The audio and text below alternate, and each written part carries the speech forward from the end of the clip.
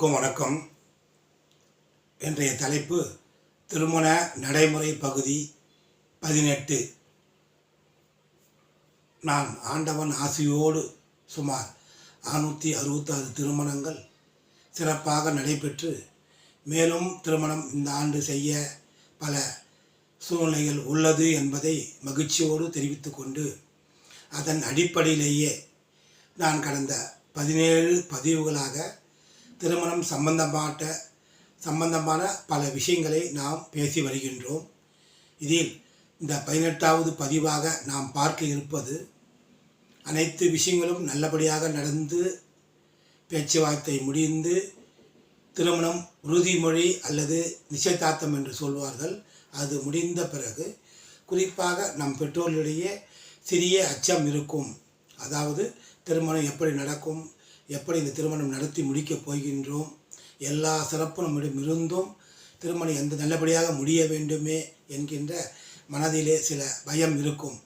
அதை போக்குவதற்காகத்தான் நம் முன்னோர்கள் காப்பு என்கின்ற பெயர், காப்பு என்பது ஒரு குறிப்பிட்ட ஒரு மஞ்சள் துணியில் தாங்கள் குறைஞ்சபட்சம் 11 ரூபாயை அதை ஒரு காணிக்கையை அந்த மஞ்சள் துணியில் நாம் சுற்றி நம் வீட்டு பூஜை அறையில் வைத்து நம்முடைய குலதெய்வத்தையும் நம்முடைய இஷ்ட தெய்வத்தையும் வணங்கி, இந்த திருமணம் உங்கள் ஆசியோடு தற்போது உப்புத்தாம்பலம் வரை நடந்துள்ளது, மீண்டும் இது தொடர்ந்து திருமணம் வரை சிறப்பாக சென்று நல்லபடியாக நடக்க வேண்டும், அதற்கு உங்களுடைய ஆசிகள் உங்களுடைய ஒரு மன தைரியத்தை தாங்கள் தான் அளிக்க வேண்டும்.